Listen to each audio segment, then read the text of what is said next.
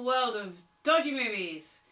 And hey, it's been a year since I started doing this, so what better way than to review a really dodgy 1978 film starring Mae West, called Sextet for some reason. By the way, I'm your host, movie and TV Mistress. Take 15. What's the word? What word, sir? The word, what's the word? Action? Action, action! What the world needs now is a lasting peace, and they've got it. Mae West. How do you like it in London, Marlowe? Oh, I like it anywhere. In the uninhibited, unabashed, unforgettable, overexposed Sextet. That dress is so fantastic that even I would wear it. In fact, I have. Mae West is Marlo Manners. She's the most successful film star in history. I'm the girl that works at Paramount all day and Fox all night. But she won't be satisfied until she's loved by all mankind, one man at a time. Well, wall-to-wall men. Meanwhile, negotiations break down in a secret conference. Yet. And the world is on the brink of disaster. There's only one hope left. Remember, she's doing this for Uncle Sam. The world's leading expert in international relations. So I don't know much about politics, but I do know a good party man when I see one. Because no one handles heads of state like Marlo. Oh, sexy Alexi. That's me. Come in, my dear. Even on her wedding night with Timothy Dalton. Stiff upper lip, you know? You gotta start somewhere. George Hamilton. Give me the number to Miss Manners, sweet. I'm afraid we're not allowed to give that information out. If I can. Tony Curtis. You remember that vulgar night we spent on the river? What? I mean that night we spent on the river Volga. Dom DeLuise. Hello. Are you trying to get rid of me? Oh, no. Ringo Starr. Husband number 6, meet husband number 4. A pleasure. Alice Cooper. Keith Moon. Aztec go. Walter Pidgeon. Rona Barrett. George Rapp. I haven't seen you in 2 years. What have you been doing? 2 years. Tut, tut, tut! And the U.S. athletic team. What are you trying to do? Give me competition? All right. Oh, stop. Oh, stop. Oh, well, go ahead, honey. Immortal comedy will live forever. Oh! It's later than I thought! You won't. By the time she gets out of bed, there may be a new administration. See Mae West in the all-star, all-new, all-outrageous I'm sticking up the world. Sing 'em up, world! Sextet. And remember, parental guidance is suggested. Well, there's a lot to say about this film, so let's get started, shall we? So, who directed it? Well, a guy called Ken Hughes. He directed Chitty Chitty Bang Bang, he directed parts of Casino Royale, and he directed Alfie Darling.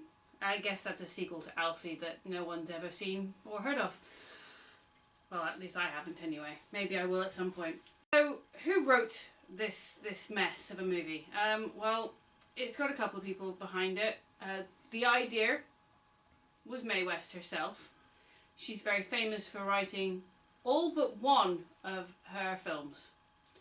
The one film that she didn't write was a film in 1970 called Myra Breckinridge. She just has a cameo in that, and that's another movie for another day. She wrote the idea down, had the idea for the script, but the script was reworked and rewritten. Charlotte Francis and Hurt Baker have some explaining to do, to quote Desi Arnaz. This is a musical. And what's it about? What is it about? Let's see. So, meet Mae West. Oh, sorry. Marlo Manners. Do you want to know how old Marlo Manners is meant to be? Well, I will let Dom DeLuise himself explain the age of Marlo Manners. Mae was 85 when she agreed to star in Sextet. She played a bride of 28. What the fuck, Hollywood? She's 85 playing a 28-year-old? I'm sorry. Have you seen her? She looks like the living fucking dead. Well, bypass the fact she's 85 playing a 28-year-old, because that's believable. As, you know, Alan Rook playing an 18-year-old when he's 41. But, you know, moving on. We have her marrying a lord, played by Timothy Dalton, pre-James Bond. Oh, I wanted to carry you across the threshold. Oh, save your strength, honey.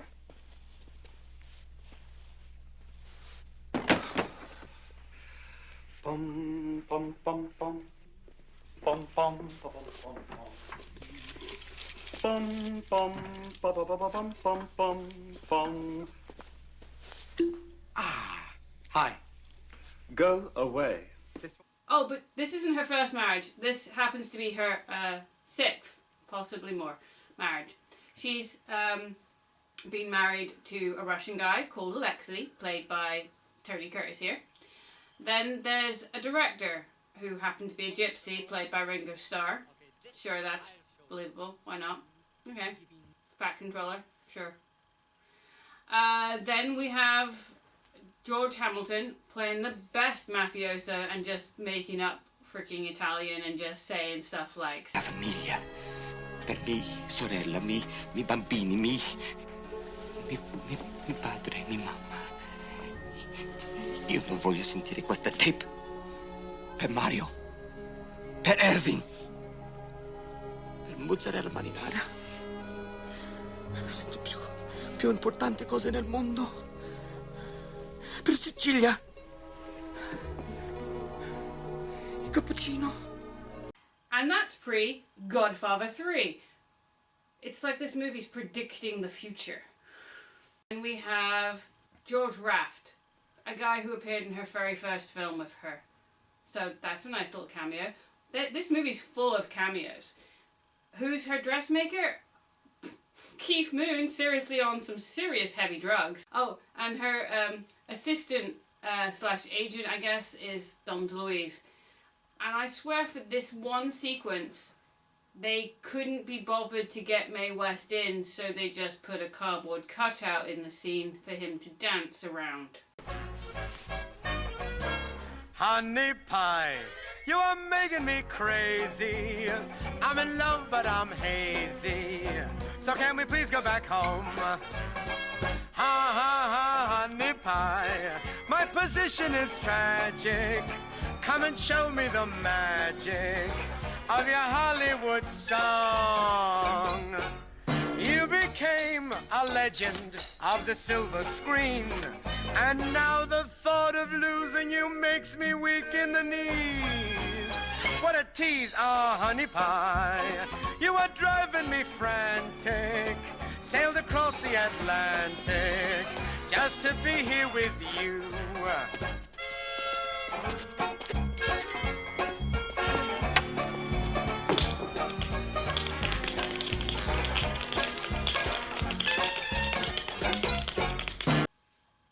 It's as, you know, realistic as her in this film, because she can't act and she can't hear. Story goes that she had a hearing aid to have her tell the lines because she couldn't hear and she could not remember her lines, even though she wrote the story. And most of the lines she delivers are cliches and lines she's delivered in multiple movies prior to this, like, come up and see me sometime. And all those, you know, I'm not telling you what he's gonna do to me later type stuff. Look, I get it. You're a sex icon and you were ahead of your time back in the 30s and 40s, and it was hilarious back then that you could be like a woman going, you know what, baby, come up and see me. Come on. No, it's 1978, you're 85, and you're surrounded by muscly men, and men that are, well, young enough to be your own grandkids if you had any. It's embarrassing. The musical numbers are dire. The very first musical number in this movie wasn't meant to be hooray for Hollywood, but unfortunately it is. And I would rather watch Dom DeLuise choreograph the sequence from Blazinf Saddes than watch this scene.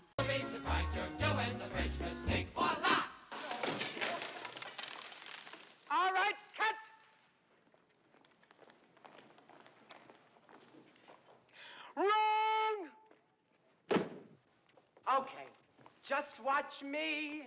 It's so simple, you sissy Marys. Give me the playback and watch me fang it. Throw out your hands, stick out your tush, hands on your hips, give 'em a push. You'll be surprised you're doing the French mistake. Voila!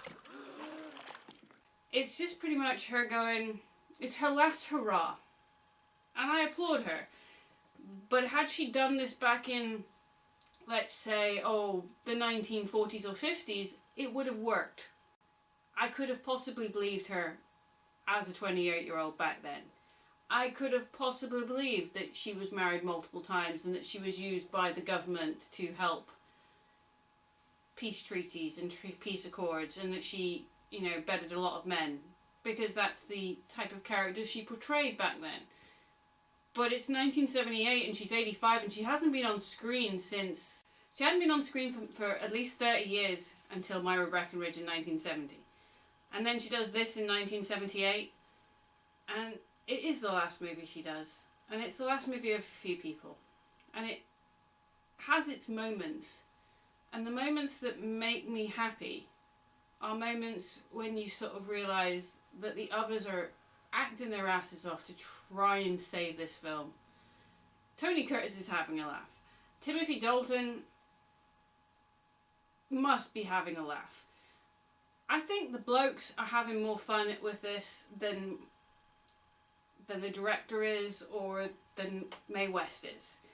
Mae West is trying her hardest and she's pulling out all the stops of her classic, Mae West, chickadee, stick, but one of my favourite sequences is Alice Cooper on piano playing a disco song. Like a cake, dynamite, he blew up his spoilers wedding night. He was too proud to play a part of a sextet playing love in your heart. So let him sail on with the show, 'cause through your life follow men come and go. Milo, he only hurt himself, 'cause like you find him, you'll find someone else. Wasn't the song he wrote. He did release that later. But it is an interesting song and he performs it with gusto. And do you know what? I applaud all the men in this film for trying to look like they weren't going to kiss somebody who is so old that they can't really be that attractive. As much soft lighting as you can do, and maybe Vaseline on the lens as you could do back then, there's not much you can do to sort of hide the fact that Mae West is 85 and not 28. The one thing I will say, if you can get past the first 15 minutes of this movie, it gets funnier. It gets ridiculous. It makes no sense. But it has these moments of comic genius. I'm surprised it hasn't become a cult classic. I'm surprised it's not up there with Rocky Horror Picture Show, where people, or The Room, where people would go to the cinema and, I don't know, just chant out Mae West classic lines just in the same time. Sing along with some of the obvious songs. I will tell you, Timothy Dalton is a way better singer than Pierce Brosnan. But I really love you. Stop. I'll be thinking of you. Look in my heart and let love keep us together. Whatever. But that's not hard.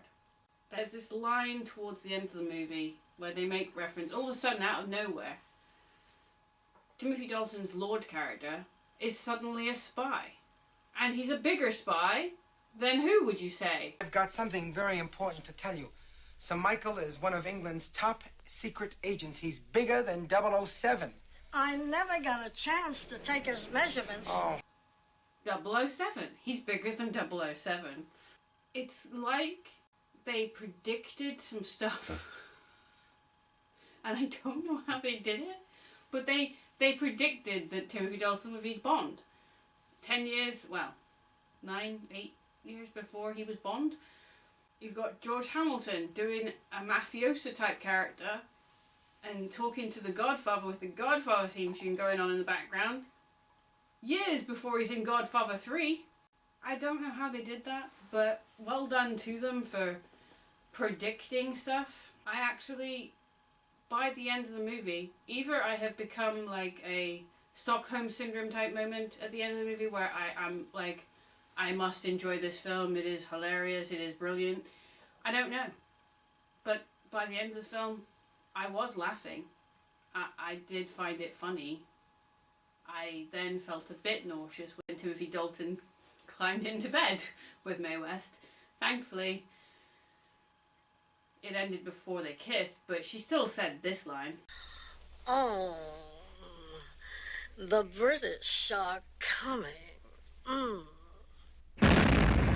Oh, God. Please, why did she have to say that line?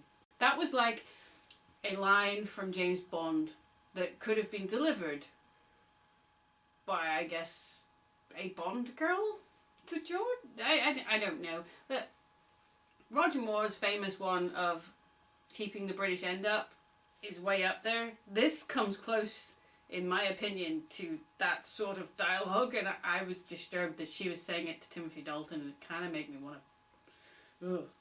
Anyway, I would say check it out. It's not as bad as the first 15 minutes. It gets funnier. And at some point I will have to watch some more Mae West films. Specifically Myra Breckinridge from 1970 with Raquel Welch, where she got a certain Tom Selleck a job as a muscly man around her. Because without Mae West, we wouldn't have Cary Grant, we wouldn't have Tom Selleck, and apparently we wouldn't have Timothy Dalton as James Bond. That's my thoughts on Sextet. Next week I will be reviewing a part animated, part live action film called Osmosis Jones. Yeah, you don't remember that film, but I do. So, remember, hit that subscribe button over there. Comment down below on Facebook, Twitter, whatever. Let me know your thoughts. And hit that notification bell over there. You know, ding ding. It'll remind you when I upload. And I will see you all again very soon for another dodgy film. Because, as I always say, there's a lot of dodgy films out there. And boy, do I seem to find them.